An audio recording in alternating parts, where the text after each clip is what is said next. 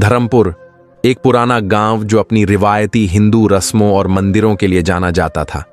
सुबह शाम मंदिरों की घंटियों की सदा पूरे गांव में गूंजती और लोग अपनी पूजा में मशगूल रहते। मगर इसी गांव के एक कोने में पश्चिम की जानिब एक सादा सी मस्जिद भी थी। न कोई आलीशान दीवार, न रोशन लाइटें, सिर्फ एक पुराना गुंबद और एक तन्हा मीनार जो वक़्त की खामोशी में भी अपने वजूद का ऐलान करता था। लोग इस मस्जिद को ज्यादा तवज्जो नहीं देते थे। उन्हें लगता था ये बस एक पुरानी इमारत है। लेकिन वक़्त ने करवट ली और लोगों के दिलों में मस्जिद को लेकर अजीब सी बातें पैदा होने लगीं। गांव के रसूखदार ब्राह्मण पंडित राघव शास्त्री को मस्जिद की मौजूदगी खटकने लगी।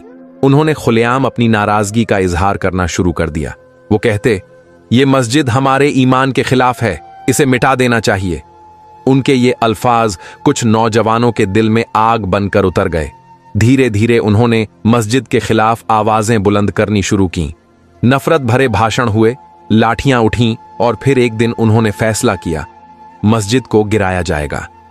लेकिन जब वो लोग मस्जिद के दरवाजे पर पहुंचे, एक अजीब मंजर ने उनके कदम रोक दिए। मस्जिद के पिछले हिस्से से दर्जनों सांप निकलकर मस्जिद के बाहर बैठ गए। वो एकदम खामोश थे, लेकिन उनकी मौजूदगी ने हमला करने वालों के होश उड़ा दिए। डर और हैरत में वो सब उल्टे पांव लौट गए। गांव में ये खबर आग की तरह फैल गई।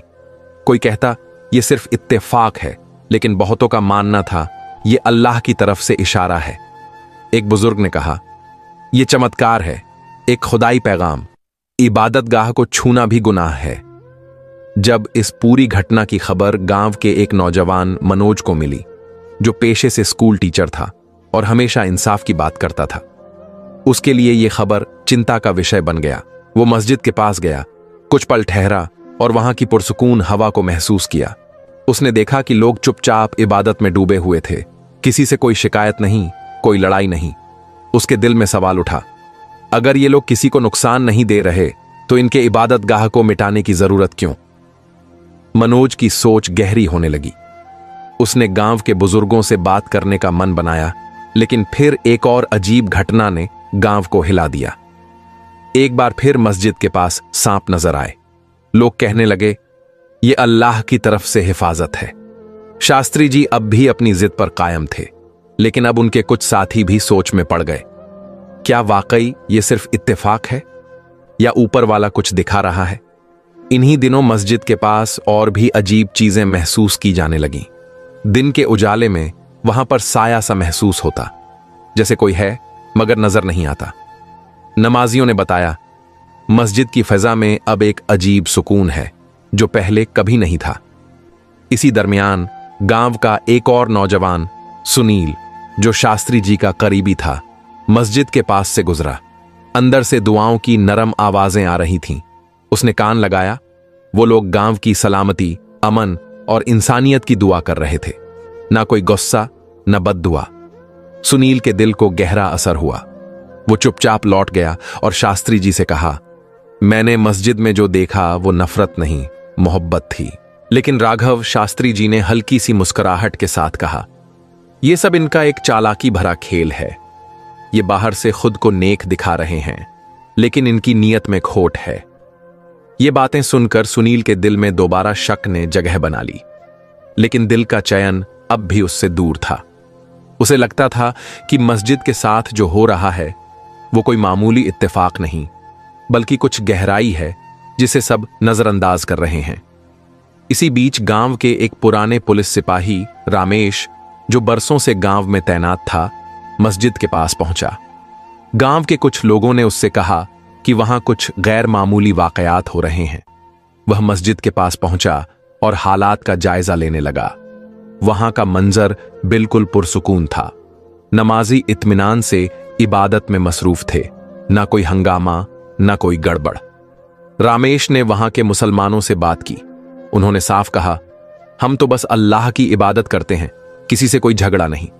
फिर वो गांव के कुछ हिंदू लोगों से मिला और उनसे पूछा कि मस्जिद से उन्हें क्या तकलीफ है।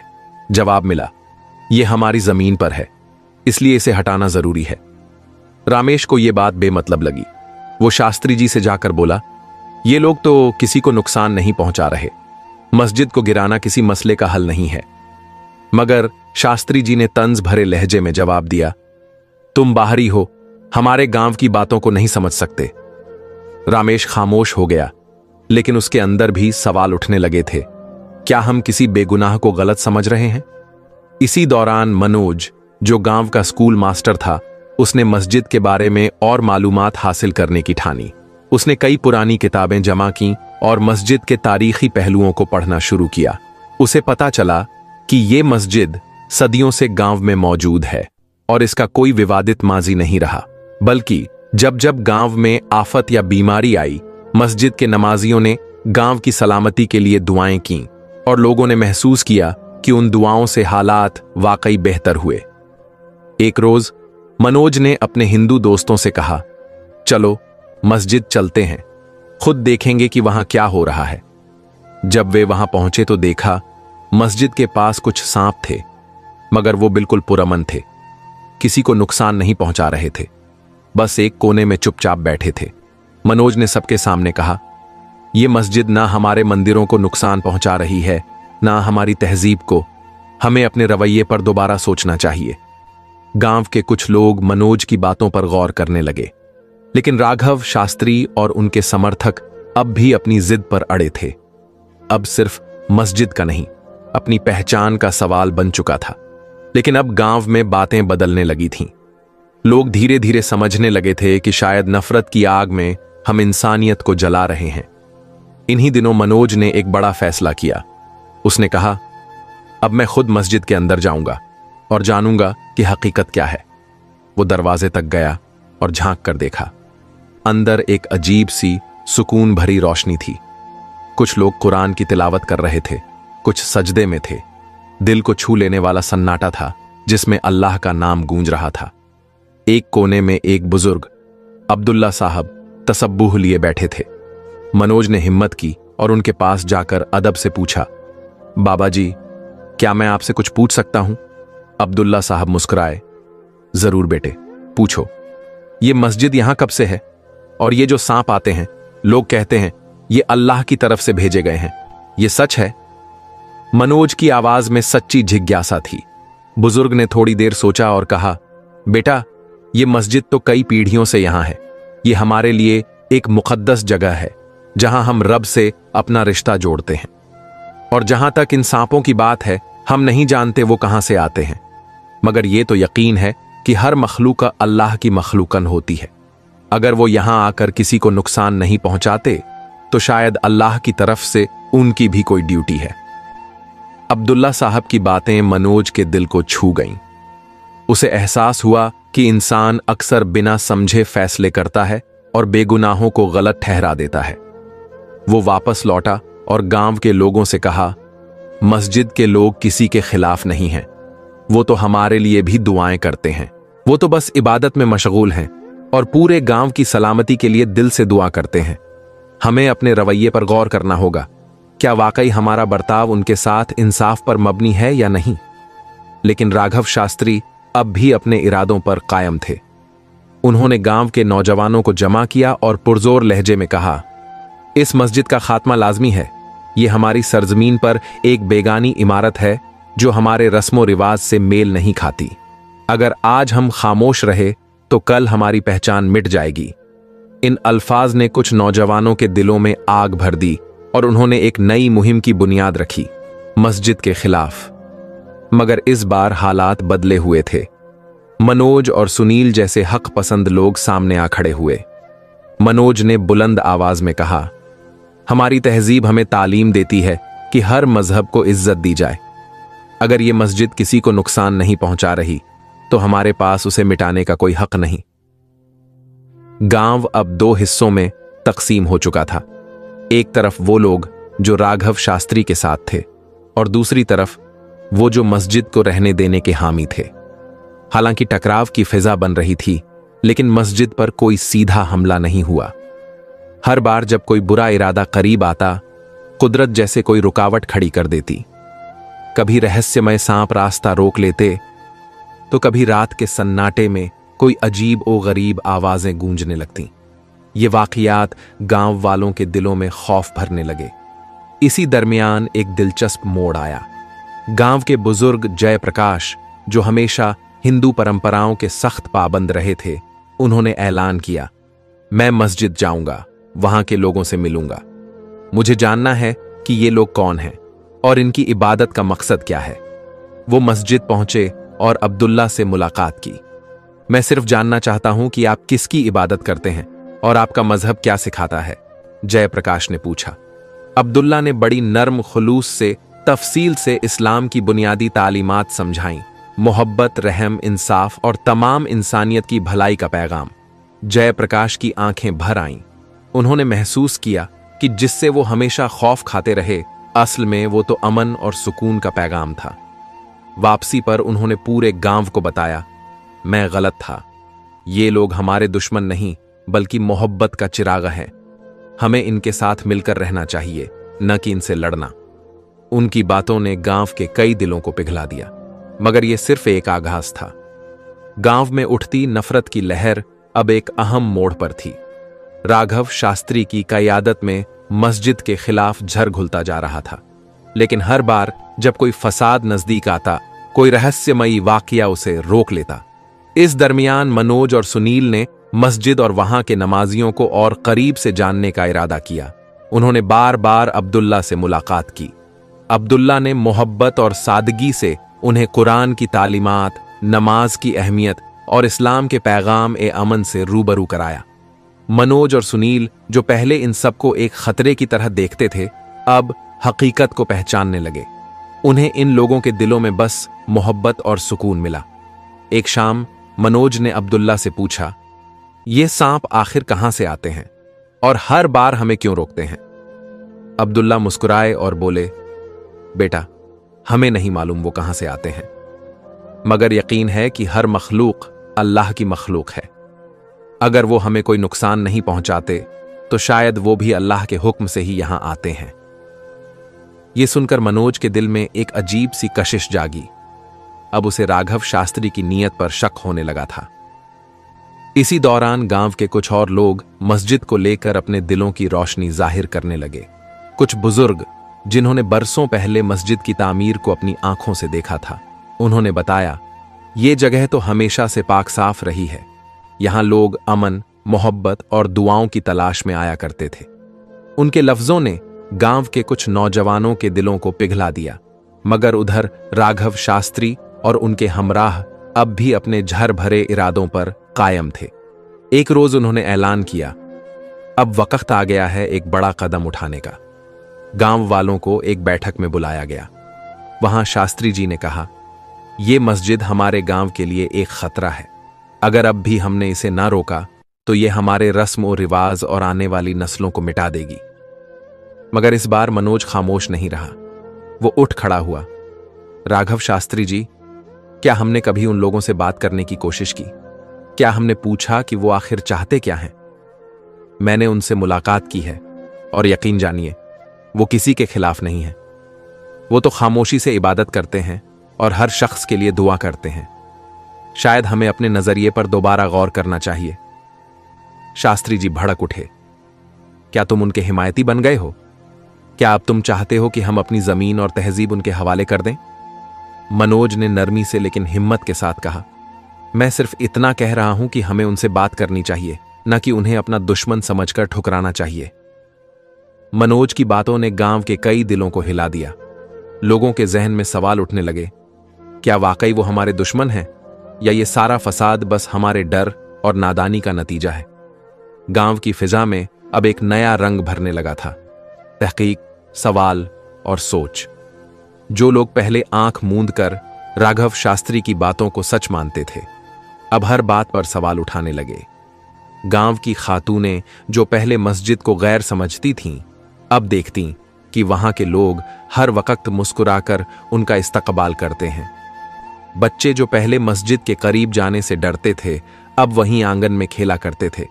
इन तब्दीलियों ने शास्त्री जी को और ज्यादा गुस्से में डाल दिया। उन्होंने एक बार फिर एक खतरनाक साजिश रचने का फैसला किया। इस बार रात को चुपके से हमला करेंगे। उन्होंने कुछ शरारती नौजवानों को जमा किया और कहा, हमें इनका सुकून छीनना होगा वरना ये लोग पूरे गांव पर कब्जा कर लेंगे। उधर मनोज को अंदाजा हो गया था कि मामला बहुत संगीन होता जा रहा है।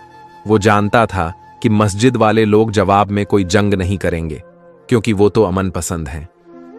मगर मनोज की रूह को बेचैनी घेर चुकी थी। उसे महसूस हो रहा था जैसे अब ये जिम्मेदारी उसी की है कि इन मासूम लोगों को बचाया जाए। वो अब्दुल्ला चाचा के पास गया। चाचा, मैंने सुना है कि राघव शास्त्री अब हमला करने वाले हैं। मुझे आपकी मदद चाहिए। अब्दुल्ला ने नर्म मुस्कान के साथ जवाब दिया, बेटा, हम जंग नहीं करेंगे। हमें अपने रब पर यकीन है। अल्लाह अपने घर की हिफाजत खुद करता है। मनोज का दिल और भी बेचैन हो गया। उसने कुछ ऐसे नौजवानों से बात की जो पहले शास्त्री जी के साथ थे। उसने कहा, सोचो, क्या इन लोगों ने कभी हम पर हमला किया? नहीं। तो फिर हम क्यों उनका सुकून बर्बाद करें? कुछ ने उसकी बात मान ली, लेकिन कुछ अब भी नफरत के घेरे में थे। मनोज ने ठान लिया कि चाहे जो हो, वो अपनी कोशिशें नहीं छोड़ेगा। और फिर वो रात आई जब राघव शास्त्री और उनके साथी मस्जिद की तरफ बढ़े, तो अचानक एक अजीब वाकया पेश आया। दर्जनों सांप उनके रास्ते में आ खड़े हुए। वो वही सांप थे जो पहले सिर्फ नमाज के वक्त दिखते थे, मगर अब जैसे मस्जिद की हिफाजत के लिए वक्त से पहले ही हाजिर हो गए थे। हमलावर सहम गए। किसी ने कहा, यह कैसे हो सकता है? ये सांप तो हर बार किसी वजह से आते हैं।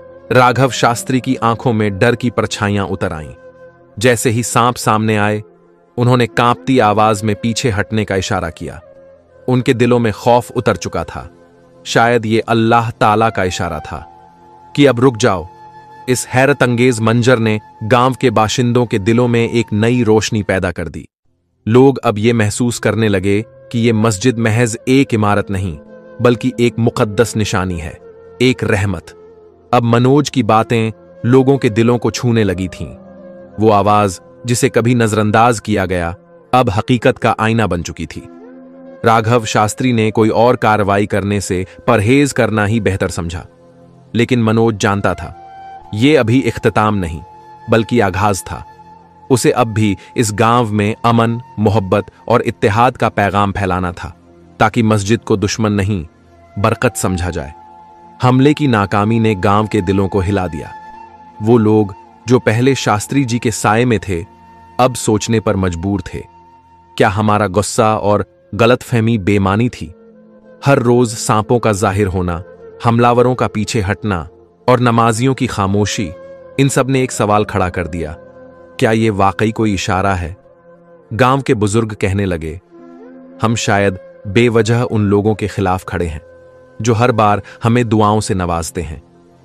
अब अब्दुल्ला चाचा की सादगी और नरमी भी चर्चा का मरकज बन गई थी।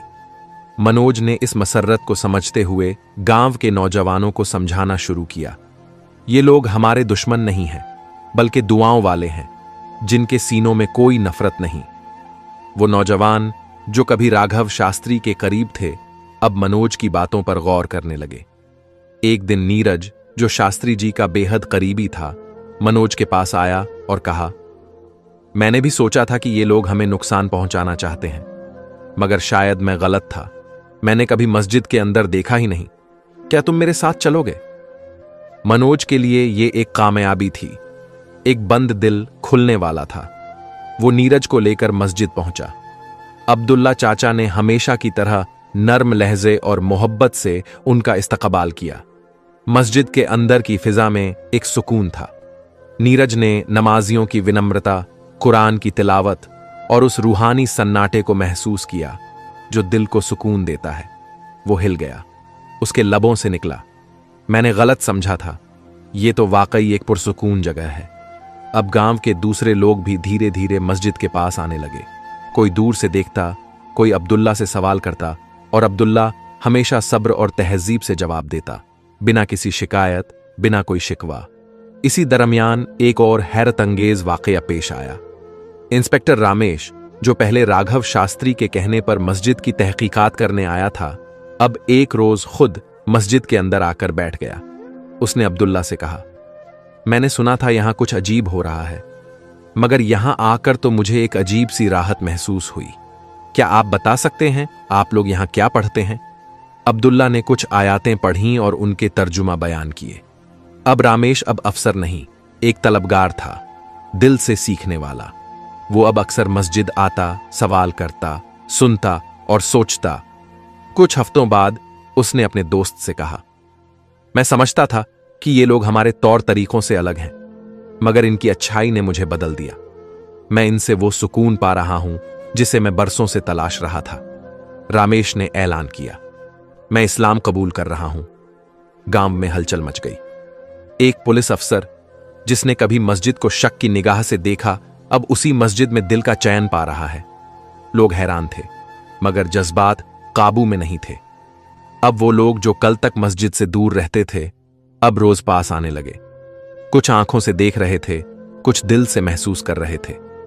अब भी कुछ लोग शास्त्री जी के असर में थे, मगर हर रोज एक नया चेहरा बदलता, एक नया दिल रोशन होता। यह तब्दीली धीरे धीरे मगर यकीनी थी। मस्जिद के खिलाफ उठने वाली आवाजें अब धीमी पड़ने लगी थीं। अब गांव के ज्यादातर लोग अब्दुल्ला के पास आते, सवाल करते और जवाब में सुकून पाते। उधर राघव शास्त्री जी, जिनका दिल अंदर से बेचैन था, अब गांव के बदलते मिजाज को देखकर परेशान रहने लगे। उन्होंने एक बार फिर अपनी पुरानी साजिशों की गर्द झांधनी चाही। एक रात चुपचाप चंद लोगों को जमा किया और मस्जिद के खिलाफ कोई बड़ी कार्रवाई करने का इरादा जताया। मगर इस बार कुछ नौजवान जो कभी उनके हमराह थे, अब उन्हें रोकने लगे। शास्त्री जी, उनमें से एक ने कहा, हमें इन मुसलमानों से कोई खातरा नहीं है। ये लोग तो हर शख्स के लिए दुआ करते हैं, नुकसान देने वाले नहीं। इन लफ्जों ने शास्त्री जी के सीने में आग लगा दी। अब गांव के लोग महसूस करने लगे कि मस्जिद के नमाजी उनके दुश्मन नहीं, बल्कि रोशनी और सुकून का जरिया है। फिर एक शाम जब राघव शास्त्री जी मस्जिद के करीब पहुंचे, वही रहस्यमयी सांप फिर जाहिर हो गए। उनके साथी घबराकर पीछे हट गए। ये क्या है? हर बार यही मंजर क्यों? उनके लफ्जों में अब उलझन थी। मनोज और अब्दुल्ला ने मिलकर गांव के चौपाल में एक बड़ी सभा रखी। वहां अब्दुल्ला ने इस्लाम की बुनियादी बातें बड़ी नरमी और इल्म के साथ लोगों के सामने रखी। इस्लाम तशद्दुद नहीं, बल्कि अमन का पैगाम देता है। मस्जिद किसी के खिलाफ नहीं, बल्कि हर शख्स की सलामती और खैर की दुआओं का मरकज है। उस सभा में इंस्पेक्टर मनीष भी मौजूद थे। उन्होंने खड़े होकर कहा, मैं भी पहले इन लोगों को गलत समझता था, मगर जब मस्जिद आया तो मेरी सोच बदल गई। यहां मुझे वो सुकून मिला जिसकी तलाश मुझे बरसों से थी। अब मैं भी यही चाहता हूं कि हमारा गांव अमन का गहवारा बने।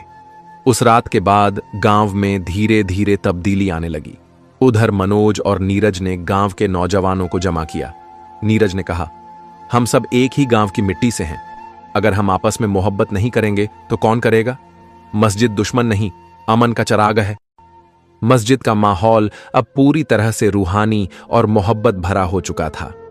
अब्दुल्लाह साहब ने मस्जिद में एक छोटा सा कुतुबखाना, पुस्तकालय भी कायम किया था, जहां बच्चे न सिर्फ कुरान पाक पढ़ते, बल्कि दीगर मुफीद किताबों से भी इल्म हासिल करते। गांव के बाशिंदे भी वहां आकर किताबें पढ़ते, सोच में बुलंदी लाते और अपने जहन को रोशन करते। एक दिन गांव के बुजुर्ग, जिन्हें सब दादा जान कहते थे, मस्जिद तशरीफ लाए और अब्दुल्लाह से कहा, बेटा, मैंने जिंदगी में बहुत कुछ देखा है, मगर दिल की गहराइयों से कह सकता हूं कि ये गांव अब बहुत बेहतर हो चला है। ये सब तुम्हारी खुलूस नीयत और मेहनत का नतीजा है। अब्दुल्लाह मुस्कुराते हुए बोले, दादा जान, ये सब रहमत ए इलाही है। मैंने तो बस नीयत की, मंजिल तक तो रब्बे करीम ने पहुंचाया। वही राघव शास्त्री जो पहले मस्जिद के खिलाफ झर उगलते थे, अब अक्सर वहां तशरीफा लाने लगे थे। एक रोज उन्होंने अब्दुल्ला से कहा, आपने मेरी सोच को गलत साबित कर दिया। मैं समझता था कि आप लोग हमारे दुश्मन हैं, मगर असल में आप तो हमारे खैर ख्वाह निकले।